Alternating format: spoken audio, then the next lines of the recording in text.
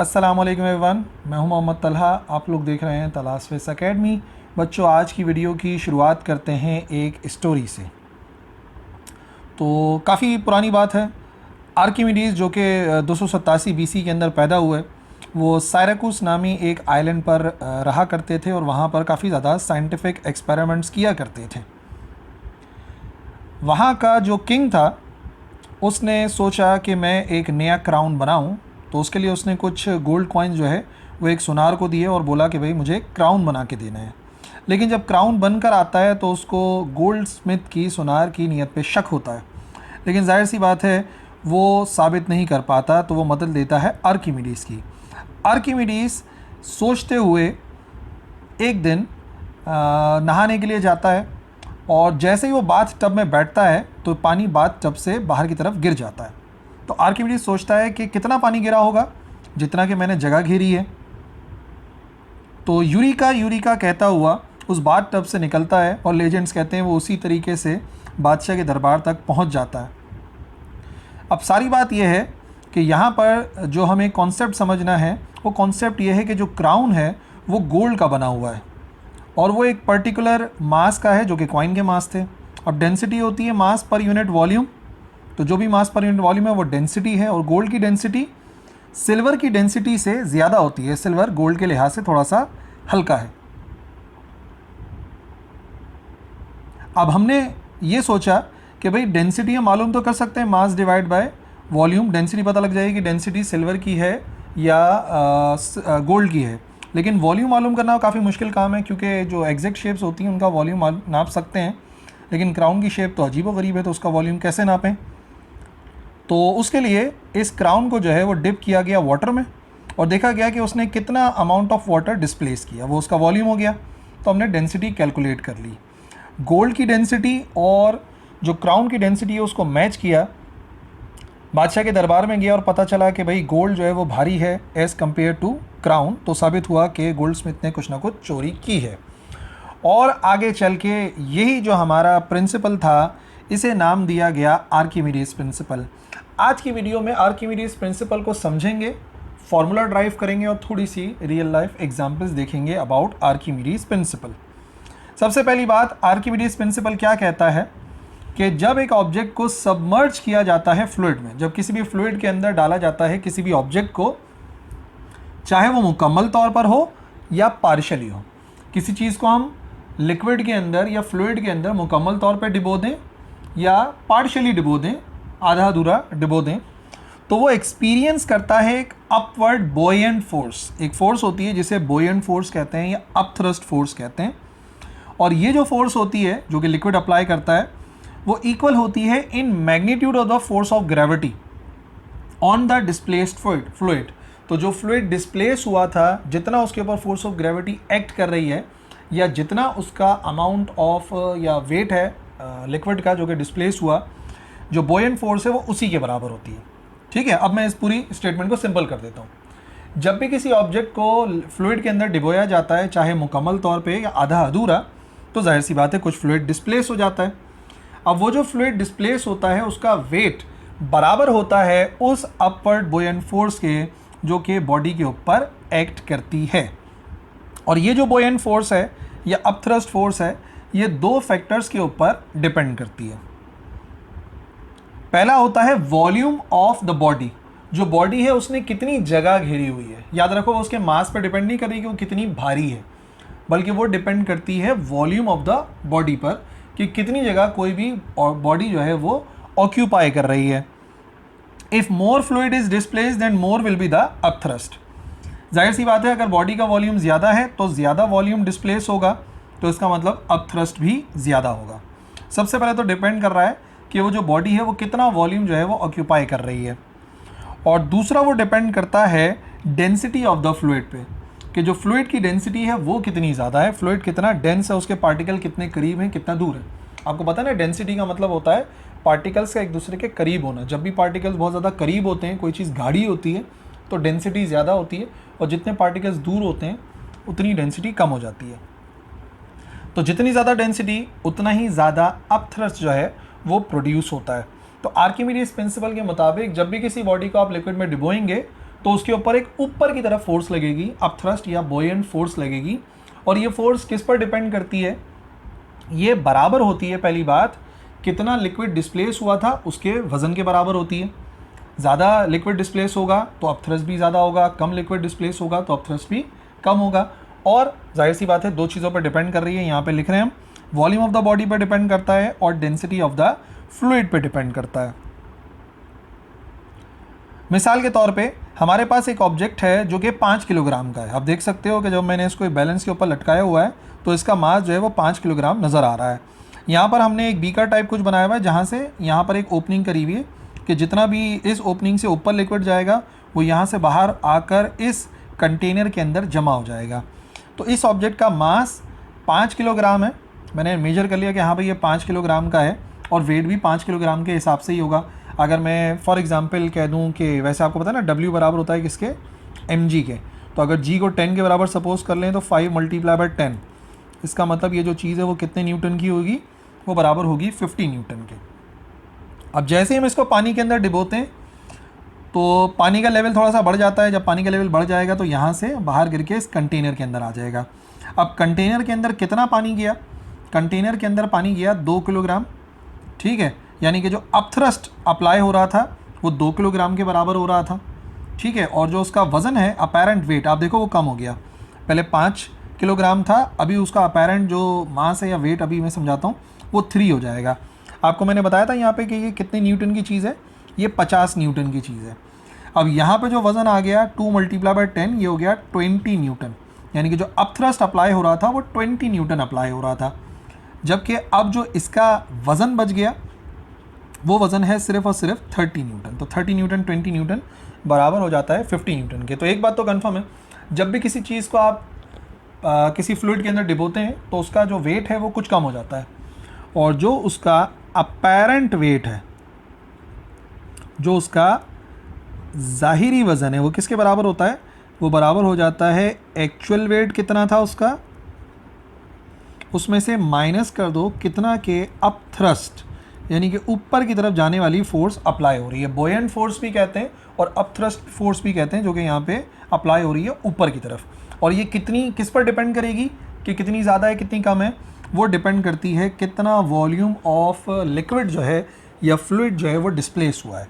अगर डिस्प्लेस होने वाला 3 किलोग्राम होता तो यकीनन ये 3 किलोग्राम के बराबर की अपथ्रस्ट फोर्स ऊपर अप्लाई होती, जो कि हमारे लिए अप्रॉक्सीमेटली 30 न्यूटन के बराबर होती है, ठीक है। यही वजह है कि जब आप स्विमिंग पूल के अंदर जाते हैं तो आपको अपना एक्चुअल जो वज़न होता है उससे कम महसूस होता है, यानी कि जो वहाँ पे वज़न ज़ाहिर होता है वो कुछ कम होता है हमारे असल वज़न से, ठीक है जी।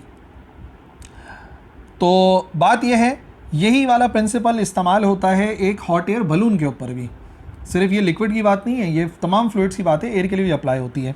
तो जाहिर सी बात है यहाँ पर कुछ ना कुछ लोड है जो कि डाउनवर्ड एक्ट कर रहा होता है, ठीक है। और जो यहाँ पर फोर्स है जो ऊपर की तरफ लेकर जा रही होती है उसे हम अपथ्रस्ट कहते हैं या बुओयंट फोर्स कहते हैं। तो आम तौर पे अगर मैं चाहता हूँ कि हॉट एयर बलून उड़े तो मुझे क्या करना है? मुझे ज़्यादा स्पेस ऑक्यूपाई करवाना है ताकि ज़्यादा एयर को डिस्प्लेस किया जा सके, और जितना ज़्यादा एयर डिस्प्लेस होगी, वॉल्यूम ऑफ एयर डिस्प्लेस होगा, उतना ही ज़्यादा अपथ्रस्ट होगा। और जब अपथ्रस्ट ज़्यादा हो जाएगा एज़ कम्पेयर टू वेट, तो नतीजे में हम ये देखते हैं कि जो हॉट एयर बलून है वो उड़ जाता है ऊपर की तरफ। और ये भी हो रहा है अकॉर्डिंग टू आर्किमिडीज प्रिंसिपल। अगर आर्किमिडीज प्रिंसिपल की बात की जाए तो अब हम अपथ्रस्ट को समझने की कोशिश करते हैं कि जो फोर्स है वो क्या है और किन फैक्टर्स पर डिपेंड करती है। जब किसी आइटम को पार्शियली या टोटली सबमर्ज किया जाता है, डिबोया जाता है, the pressure on it's bottom surface is more significant. जो बॉटम सरफेस के ऊपर लगने वाला प्रेशर होता है वो ज़्यादा सिग्निफिकेंट होता है देन और it's upper surface. Upper surface पे कम होता है और बॉटम सरफेस के ऊपर ज़्यादा होता है। और यही जो डिफरेंस है इसको हम अपथ्रस्ट कहते हैं या बुओयंट फोर्स कहते हैं। जो बुओयंट फोर्स है वो ऊपर की तरफ अप्लाई होना शुरू हो जाती है, अपर सरफेस के ऊपर कम है, नीचे की तरफ फोर्स ज़्यादा है, तो जाहिर सी बात है ऊपर की तरफ बॉडी मूव करती है, ऊपर की तरफ एक फोर्स अप्लाई होती है, उसी को अपथ्रस्ट या बुओयंट फोर्स का नाम दिया जाता है। और जनरली हम उसको F से शो कर देंगे। ये जो फोर्स है वो बराबर होती है मैग्नीट्यूड में, किस चीज़ के? To the weight of fluid displace by the object. ये मैं आपको पहले ही बता चुका हूँ, जितना वेट ऑफ फ्लूइड डिस्प्लेस होता है, जितना वाटर या जितनी एयर डिस्प्लेस होती है, अपनी जगह से हट जाती है, उतना ही ज़्यादा ये फोर्स अप्लाई होती है। मीन्स कि अगर ज़्यादा लिक्विड डिस्प्लेस होगा तो अपथ्रस्ट ज़्यादा, ज़्यादा एयर डिस्प्लेस होगी तो अपथ्रस्ट ज़्यादा, और अगर एयर या वाटर कम डिस्प्लेस हो रहा है तो अपथ्रस्ट की वैल्यू भी कम हो जाएगी। अगर हम एक फॉर्मूला ड्राइव करना चाहें तो सपोज कर लेते हैं, जैसे मैंने आपको बताया था कि अपथ्रस्ट में क्या होता है, ऊपर वाले पोर्शन के ऊपर कम प्रेशर अप्लाई होता है, नीचे वाले पोर्शन के ऊपर जो है बॉटम सरफेस पे ज़्यादा प्रेशर अप्लाई होता है। दैट्स वाई जो अपथ्रस्ट है वो ऊपर की तरफ अप्लाई होता है।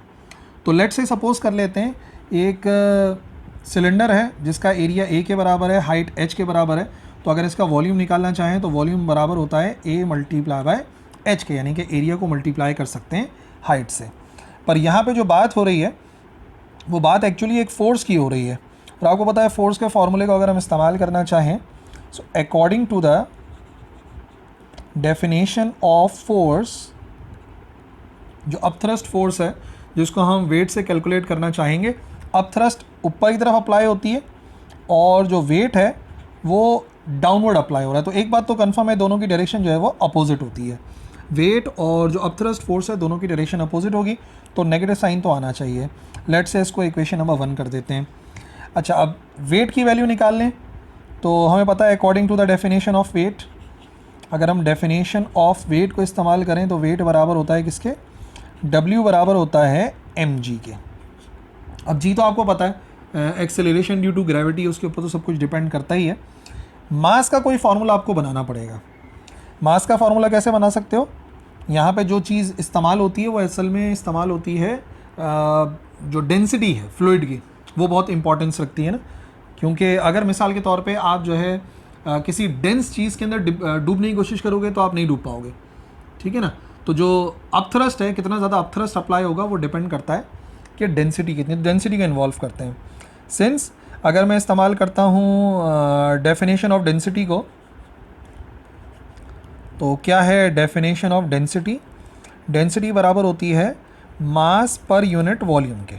अगर इसको रीअरेंज करें तो मास किसके बराबर आ जाएगा, मास बराबर आ जाएगा रॉ मल्टीप्लाई बाय वी के, यानी डेंसिटी मल्टीप्लाई बाय वॉल्यूम के। अगर इस वैल्यू को मैं इक्वेशन 2 में पुट करता हूँ तो वेट का आंसर आ जाएगा। पुटिंग इन इक्वेशन 2, इक्वेशन 2 में पुट करा तो वेट का आंसर आ गया, W बराबर आ गया m की जगह पर आ गया रॉ v और साथ में लिखा हुआ है g, ठीक है। तो वेट बराबर आ गया रॉ v g के। रॉ डेंसिटी है फ्लूइड की, लिक्विड की या एयर जो भी है, v वॉल्यूम है, कितना वॉल्यूम ऑफ लिक्विड जो है वो डिस्प्लेस हो रहा है, और g तो आपको पता है एक्सेलरेशन ड्यू टू ग्रेविटी है। और फाइनली अगर इस वैल्यू को इक्वेशन 1 में पुट करें, पुटिंग इन इक्वेशन 1, F बराबर आ जाएगा माइनस का रॉ वी जी। ये हमारे पास आंसर आ गया अपथ्रस्ट फोर्स का या बोयन फोर्स का। जबकि क्या चीज़ किस पर डिपेंड करती है, लिख देते हैं व्हाट इज जी। जी आपको पता है ये होता है एक्सेलरेशन ड्यू टू ग्रेविटी, ठीक है, ये होती है acceleration due to gravity. What is rho, rho जो है वो डेंसिटी है, डेंसिटी ऑफ फ्लूइड, जिस फ्लूइड की बात हो रही है, चाहे लिक्विड हो चाहे गैस हो, ये उसकी डेंसिटी होती है। और इसी तरीके से कितना वॉल्यूम है फ्लूइड का या कितना वॉल्यूम जो है वो ये डिस्प्लेस कर रहा है, इसको मैं कर देता हूँ वॉल्यूम ऑफ फ्लूइड डिस्प्लेस, जो कि डिस्प्लेस हो रहा है उसके ज़रिए जो है वो हम लोग कैलकुलेट कर सकते हैं अपथ्रस्ट को, ठीक है। अब थोड़े सी एक एग्जांपल और देख लो। एक ऑब्जेक्ट है, ऑब्जेक्ट ए कर देते हैं, इसका वज़न भी 9 न्यूटन है और इसके ऊपर जो अपथ्रस्ट लग रहा है, जितना भी इसने वॉल्यूम को डिस्प्लेस किया यहाँ से, उसकी वजह से जो अपथ्रस्ट लग रहा है वो भी 100 न्यूटन के बराबर। तो आप देख सकते हैं कि ये जो ऑब्जेक्ट है ये पानी में फ्लोट कर रहा है। तो वज़न 100 न्यूटन है, अपथ्रस्ट भी 100 न्यूटन है, दोनों बराबर हैं, दोनों एक दूसरे को कैंसिल आउट करेंगे तो ऑब्जेक्ट जो है वो फ्लोट करेगा। और अगर इसी ऑब्जेक्ट का अपथ्रस्ट 100 न्यूटन ही है, क्योंकि वो उतना ही डिस्प्लेस कर रहा था, लेकिन मैंने एक भारी चीज़ डाल दी, तो आप देखेंगे कि 200 न्यूटन डाउनवर्ड जो वेट अप्लाई हो रहा है वो ज़्यादा है, अपथ्रस्ट कम है, नतीजे में बॉडी जो है वो सिंक कर जाएगी, यानी कि डूब जाएगी। यहाँ पर उतना ही वॉल्यूम डिस्प्लेस हो रहा था लेकिन वज़न कम था, तो अब थ्रस्ट और वेट दोनों बराबर हो गए तो ऑब्जेक्ट ने फ्लोट किया। तो आप देखें कि आम तौर पे चीज़ों का फ्लोट करना या उनका सिंक करना एक्चुअली डिपेंड करता है मैग्नीट्यूड ऑफ बुयेंट फोर्स या मैग्नीट्यूड ऑफ अप थ्रस्ट। और अगर इसी एग्जाम्पल को हम आगे की तरफ बढ़ाएं तो क्यों एक छोटा सा ऑब्जेक्ट, एक पत्थर का टुकड़ा डूब जाता है पानी के अंदर और एक शिप जो है वो तैरता रहता है पानी की सरफेस के ऊपर, हालांकि उसका वज़न ज़्यादा होता है? तो वजह है बुयेंट फोर्स। क्या मतलब? क्या मैं ये कहना चाह रहा हूँ कि शिप के ऊपर बुयेंट फोर्स ज़्यादा लगती है और जो वेट है उसके ऊपर बुयेंट फोर्स कम लगती है? तो हाँ, मैं यही कहना चाह रहा हूँ, क्योंकि देखो अगर एक छोटे से ऑब्जेक्ट को पानी के अंदर डुबोते हैं तो वो कितने पानी को डिस्प्लेस करेगा? वो इतने पानी को डिस्प्लेस करेगा जिसे मैं फ़िलहाल लाइन मार रहा हूँ, इतने पानी को उसने डिस्प्लेस करा। ठीक है, तो आप देख लो कि पानी कम तो बुयेंट कम और वज़न उसके लिहाज से ज़्यादा है। तो वज़न ज़्यादा है बुयेंट फोर्स के लिहाज से, तो ऑब्जेक्ट यहाँ पर क्या कर जाएगा? ऑब्जेक्ट यहाँ पे सिंक कर जाएगा। लेकिन जब हम शिप्स को बनाते हैं तो इस बात को ध्यान में रखते हैं कि जो शिप्स हैं वो फैली हुई ज़्यादा हों। जो फैली हुई ज़्यादा होंगी तो वो ज़्यादा पानी को डिस्प्लेस करवा पाएंगे। आप देखो कितना ज़्यादा पानी डिस्प्लेस हो रहा है as compare to that object. तो वेट भले से ज़्यादा हो गया, लेकिन क्योंकि जो लिक्विड है वो ज़्यादा डिस्प्लेस हो रहा है, तो इस केस में जो बुयेंट फोर्स है और जो वेट है वो दोनों एक दूसरे को बैलेंस करेंगे और जो ऑब्जेक्ट है यानी कि वेट बराबर हो गया बुयेंट फोर्स के, तभी जो है वो शिप्स जो है वो फ्लोट करती हैं on the surface of water. ठीक है भाई, तो ये था आज का हमारा lecture about Archimedes principle of thrust force, जिसका हमने फॉर्मूला भी ड्राइव करा, एग्जाम्पल डिस्कस करी। आई होप समझ में आ गया होगा। किसी भी कन्फ्यूजन की सूरत में लिखो कमेंट सेक्शन में, मैं इंशाल्लाह रिप्लाई करूँगा। That's all for this video. अल्लाह हाफिज़।